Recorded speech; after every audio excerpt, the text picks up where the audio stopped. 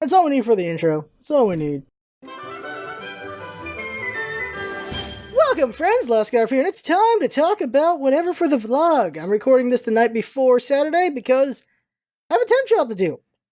Real quick, gonna try to stream, but streaming is gonna be affected by the temp job because it's the next 5 days, and the hours are all over the place and very long, and yeah.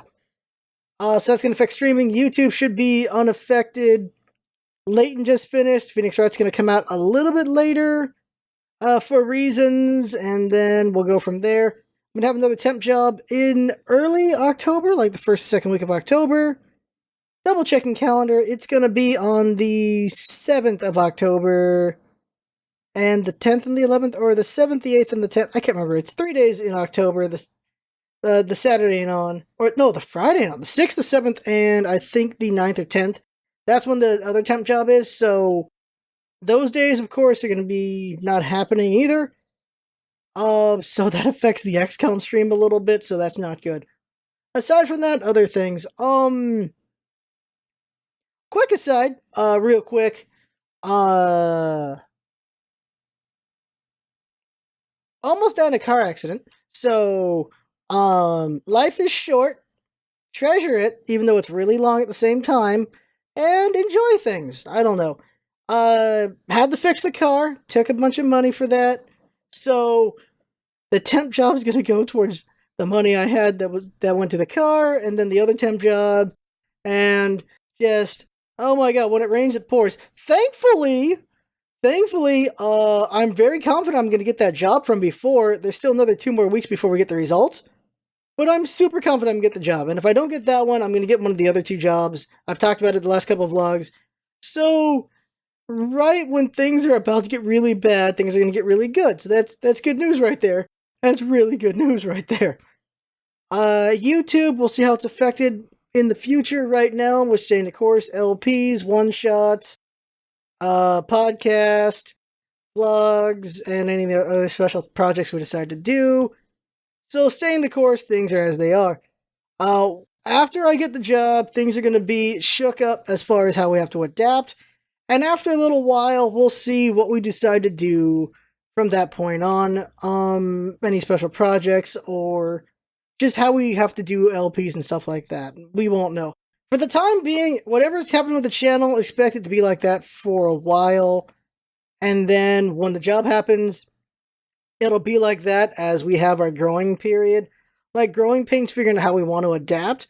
And then we'll see how the channel is after that point. And yeah, probably just keep mentioning that with the vlogs as we get closer and closer to when it finally happens. I, just keeping in mind, because part of the vlog, of course, is talking about the channel, besides what's going on with me. And that's really it for channel stuff, I guess, like Phoenix Wright. We're just waiting for things. We're really waiting. We're waiting for Destiny 2. We're waiting for Wolfenstein 2. We're waiting for Monster Hunter World, which has been announced for console in January. We don't know about PC yet. That's the problem. I was thinking of topics I can talk about. I'm gonna talk about PuBG and Fortnite, probably. Anything else? We're just waiting for games. And then, of course, Battlefront 2 in November. So we're waiting for games. And when they're here, we're gonna go nuts. That's pretty much what's happening here. So things are a bit slow while we're waiting, but we're almost at the point where we're gonna go crazy. And that's gonna be nuts. That's going to be incredibly... Everything's going to happen at the same time. Job and all the big games we've been waiting for at the same time. That's going to be very interesting. Topics that are not the channel or gaming, just things going on. PuBG and Fortnite is worth talking about. Today, PuBG is like, we're thinking about maybe taking some actions against Fortnite. Why? Fortnite makes a PuBG-like mode, and it's not that great. Everyone I talk to says it's terrible. Some people like it. So, Fortnite's coming out with a free-to-play version of that, and there you go. And PuBG's like, we think we might take action against them. It's like, why? You just gave Fortnite a ton of free publicity, because it shows that you're threatened by Fortnite. That's what it shows. PuBG wasn't the first of its kind. Like, we're talking about building on something prior, iteration. Now, Fortnite was obviously just trying to do the PuBG thing. Very obvious, but at the same time, it is their version of the PuBG thing. GTA is doing it. Then there's H1Z1, which came out before PUBG. They've been versions of King of the Hill before PUBG. So trying to go after someone for that, it doesn't make a lot of sense. It's really weird. It's really dumb. And it's really dumb. PUBG is at the top of the hill right now. It is the champ. Fortnite will do nothing against PUBG. I don't know what they're even thinking. I don't know. It was just a really dumb thing to say. And dumb things happen. People say dumb things. This is a dumb thing. So way to go, PUBG. Way to go. I'm very much more interested in how Dauntless is thinking right now. January 28th is when the console versions of Monster Hunter World comes out. And then PC, we don't know yet. So Dauntless needs to get their stuff going before Monster Hunter World comes out, because I feel like it's going to hurt Dauntless. Dauntless right now is doing the Fortnite model of people pay to get in early, and then it'll be free to play later. That's what Dauntless is doing as well. And maybe it'll work out for them. I don't know, because Monster Hunter World is a pedigree. It is something people have known for a long time. Of course, it won't be free, but it is still Monster Hunter. That is something that I really like that franchise a lot. It has done right by people for decades, so I have a lot of faith in it. So we'll see. But then again, as time goes by, we got new players as people get older, and people who will only do free-to-play. A different topic of pricing of games and mobile, just really quick, just thinking about it. Holy crap! If you have money and you're willing to buy a Starbucks, this is always the argument. If you're willing to buy a burger or a Starbucks, that is enough to buy a quality mobile game, and sometimes a quality game on Steam. Or just 2 burgers are a quality game on Steam. Yeah, you want that burger, but 2 of those burgers could give you a game that is worth so many more hours than 1 meal. So it's really weird when people hate on a game, especially mobile games. Like, they want these games to be free when they're only like $2 or $5. I just don't understand. Like, there's some really, really good mobile games that are not free, and they get so much crap for not being free. And honestly, I hate playing a mobile game and having an ad pop up. I really am tired of that crap, because it's like, click, click, and then ad comes up and I click the ad, and I'm like, son of a... No, I don't like that. I don't like that at all. Like, I get when you're a kid, you got no dang money. It's fine, yeah. I get it, but I also hate it. Like, I don't know. Gaming is such an expensive thing, and it's so many people trying to make a living. And when you have people saying they'd rather be free or they want to be cheaper and stuff, it's not worth this much money. There are times when certainly a game is way overpriced than it should be, but that's not everyone trying to do that. They're trying to find the balance of how much money, how much is the right price for their game and such, because they want to, of course, be able to make another game after making this game and stuff like that. Though sometimes a game is weirdly priced, like a game that is not very big, not very good or whatever, being priced at like 20 or 40 bucks. And you're like, what the hell? Like, that's a really weird price point. But sometimes there's some really great games that are priced lower than I think they should be, but they're doing a race to the bottom of being cheaper so that they actually get sales. And that's the thing. But I don't know. I feel like quality is important. Also, how a company puts themselves out there, I guess.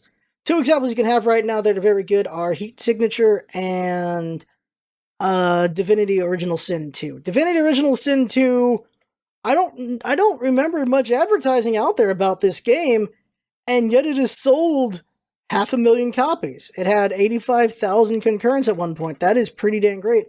For a CRPG, that's pretty dang good. The other one is Heat Signature. Heat Signature it's a small dev team. They made Gunpoint, and they got a ton of interest. Like, they got a lot of interest for their game, and that's really good. It's a pretty fun game. I like it. I think it's a $15 game. It's pretty good, while Divinity's a higher price. But it's weird how people will see these indies and they'll feel like they should be worth less because they're just indies, or just, I don't know, like, the reason why I made that tangent is because of the race to the bottom, where you have indies making their games really cheap so they can get a bunch of sales there. Well, if you have these other games where they're like, no, they pick their price point, this is the one they think that's representative of their game, And there you go. And they get rewarded because the game's very good quality. But then, of course, there are also games that they just don't get seen because there's so many games. Because I feel they maybe don't advertise well enough, or they just didn't get the right names interested, or maybe the game's just not as... It's a big complicated thing that I don't know why I'm talking about it all of a sudden, because it is way more complicated than I know I can really understand. But I'm just exploring the thought, I guess. Did I just waste all of our time? Exploration of thought, I think, is a better way to go about it. Exploring my thoughts on it are, the way we went through these tangents is people talking about prices and people feeling games are not worth as much as they should be, or feeling games are overpriced and back and forth. And some games are these things, some games aren't these things. But you also have developers doing it for reasons. You have developers making their game cheaper than it should be because they're trying to get any sales because of the mindset that consumers have that games should be cheaper. And then you have developers who have their games at a higher price for whatever reason. And sometimes the games really shouldn't be that high price, but they are. And maybe it's like, well, only a few will buy it, and so we're putting it at that price. Another one is Senko no Ronde, whatever that game is. That was a game that people were extremely hyped for. I'm like, okay, it's not bad, it's interesting, it's kind of fun. And they put it at $40. I'm like, holy Jesus Christ. I know it's a really niche game, but damn, that price? Damn. And I don't know how the sales went for that, but I really feel like that should have hurt it, in my opinion, because it's not a $40 game at all. Then going from there, I went talking about games that were able to be so popular that it didn't matter what their price was. Heat Signature has a really good gameplay loop, but it looks very simple, so I could see how people would think it should be worth less, but it's pretty good at its price point. And then Divinity Original Sin is a really good game, amazing polish, and if anyone thinks that game should be cheaper, they're crazy. I think I'm creating straw mans here. Basically, there's a lot of amazing games, and I really hate some of the pricing complaints. One was, now here's one anecdotally. That Metroidvania game. A Robot Named Fight, there it is. The game was really good, $10 for that game. Really liked the game, really good gameplay loop. There was a reviewer complaining that this game isn't even worth $1.67. What the hell? And they were saying that the review was in earnest. That's really what they felt. They really felt that way. And, yeah, I'm like, well, you gotta be kidding me. Just, come on. You gotta be kidding me. I don't know. When you consider the price of other things outside of games and everything, it's very weird. A movie ticket can go as high as $12, and you can get an amazing game that will be a lot longer than 2 hours for $12. Or a bunch of little games for $12. That's what's crazy about it. Again, you can get like a $4 burger, like depending on where you eat. Carl's Jr. has $4 burgers, or a $1 burger, or even Jack in the Box, or whatever place. You have whatever food for a pricey price, or you can get a game that will last you a lot longer. Like, there are just weird equivalences. You get your freaking milkshake. Look, Starbucks doesn't make coffee, it makes milkshakes. It makes milkshakes with coffee in them. That caramel coffee crunch, whatever it's called. Seriously? That is so much sugar? People love Starbucks a lot. You can skip Starbucks like one time, and you can afford some pretty interesting games. You can skip Starbucks 2 or 3 times, you can afford some really good games. It's really weird. It's really weird how people look down on gaming and the prices of gaming, now that I think about it. I don't understand, and it annoys me. Simple as that, it annoys me. It definitely does. Thinking. Yeah. Other topics are... life is short. So, here's the thing about life. Life is really long and really short at the same time when you think about it. Like, at any point we could go out. There are those people with the really random instances where they get taken out. Like, someone has been killed by a meteor. Like a little piece just comes down and goes to the house and kills them. And it's like, holy crap. Car accidents, they happen very often, actually. It's crazy. They're one of the leading killers. But there's such a population and everything, like, we don't think about it. life can be pretty short. It can end instantly. It's really scary. But it also feels really long. Like, it feels like a very long life. Like, you just go on, and there's times when things are really boring. But it's also good to appreciate being alive and everything. Glad I'm not dead. That's really it. Just, I don't know, like, appreciating life. Just off the top of my head. Yeah. Oh, computer. Okay, so the computer's getting upgraded. By the way, oh my god, putting a computer together is stressful because you don't want to break any of it. Right now we have the case, and the motherboard's in the case, and the CPU's in the case. I mean, the CPU's on the motherboard. So that's how far we are right now. The temp job's happening, so after the temp job, we're gonna go back to building it up. After the temp job, we're gonna gut old compy, and we're gonna put it in new compy, and it's gonna be a combination of old and new, and we will have new compy. So by next week, we should see new compy online. Oh yeah, we put RAM in as well. We also put in RAM. So yeah, compy is gonna be online next week. I'm excited. And then we get to experiment with 1080p, and we get to experiment with just things. I don't know what else. Higher processing power. A Ryzen 7. I really want to see how good how fast a render will be on this thing. Or how, is that the right word? I want to see rendering power on this thing. I want to see how much this thing can render. I want to see what we can do with it. I'm not that smart. Oh yeah, interesting news as well. Jinx is also upgrading. So we're both upgrading compies, and right now she's saying F CPU cooler compatibility because she's having a lot of trouble with that.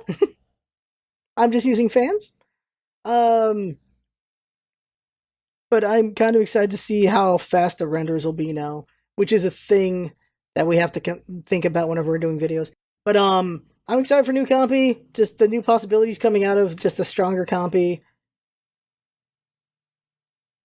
Okay, according to Jinx, I'm moving from a 4-core processor with no hyper-threading to an 8-core processor with hyper-threading. So apparently that's really good. Here's what I've learned. Whenever someone says they've done a thing, or they've been around a thing, it doesn't necessarily mean they're an expert. I am old. I've said my age enough times. I am older. I've been around computers I'm from the age where computers weren't a thing yet either, which is crazy. So I've been around computers for decades. I still don't know jack about computers. I don't know anything. I've been in cars for 30 years. Doesn't mean I know anything about cars. Like, time with something doesn't necessarily mean anything unless you've actively tried to learn it. Like, I've been staring at people's art for like 20, 30 years, right? That doesn't mean I know how to draw. Doesn't mean anything. Like, I can appreciate it. I can tell a couple nuances, but doesn't mean I know how to draw. At the end of the day, you have to actually actively care about the thing and the insides of it to really be able to talk about it. Because I've noticed this about people where they're like, well, I've done this or that. I've been around this or that for years, and now I know all this stuff. And then they say a lot of crap that doesn't mean anything, because that's what it is. Unless you're actively learning about it, you don't really know. I think I've been around computers for a long time. I don't actively know. Jinx wants to correct me in that I'm from the age when consumer computers were not common. Yeah. There you go. Fine. Computers were a thing because I'm not that old, but people using them, not as much. I'm from the age of, elementary school, there were Macs there, and Battle Chess was the secret thing everyone was playing, because we didn't want the teachers to know about it, because Battle Chess was bloody and gory and violent, and that was the thing the kids really liked playing in elementary school, was Battle Chess. And we just did not want the teachers to know we were playing that. That was the secret. In high school, we discovered emulators. We discovered ZSNES and KGen, I think. KGEN, I think that's what we discovered. And we played those in high school for the first couple of years. And then the GameCube came with the Smash Brothers. With Smash Brothers. We didn't do 64, but we didn't do 64 Smash. We did GameCube Smash in high school. And we played that all the time, and some people still did emulator. Apparently, Jinx played Oregon Trail in her computer lab. I played Oregon Trail, the original Apple one, at a adult school, at a night school adult school, because sometimes we would visit my uncle, who was a teacher at a night school, and they would have pizza parties, and so we'd be there for pizza, and then I would play Oregon Trail for like hours, because it was a long party. And then, quick aside, my uncle eventually got fired from there because he kept dating his students. I eventually noticed that the party was just him and a lot of female students. So, yeah, that's funny. Okay, that is the vlog. There's the last thought is this is a very weird vlog. Because it's not as prepared, because I realized I had to do it now because I can't do it tomorrow because of the temp job. Temp jobs are nuts. They can go as far as like 18-ish hours. You sleep, work, sleep, work, sleep, work. That's sometimes temp jobs are like that. Because of whatever the college demands are. Those are insane. This one's not as bad as that. It's just certain hours because I'm going to be a bag stuffer. I'm going to be stuffing bags for many hours. And I'm going to make the joke, like, so this is what it feels like to be one of Santa's elves.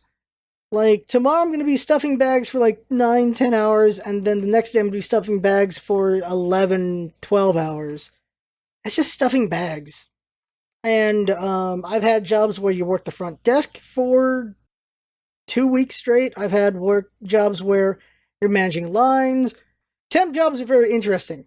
And they're also kind of crazy because temp jobs are done by people who just need something to do. Like there's retired people who do it, people who just need money like me, and really sketchy people who need money for sketchy reasons. And those people are very fun to talk to. Very fun to talk to. But it's a very interesting job. So, and teenagers, because they need to do some sort of job. So that right there is the vlog. Very weird vlog. I had fun talking. Hope you have fun watching and listening. And that's what it's all about, isn't it? Having fun. Thanks for coming by, and see you next time.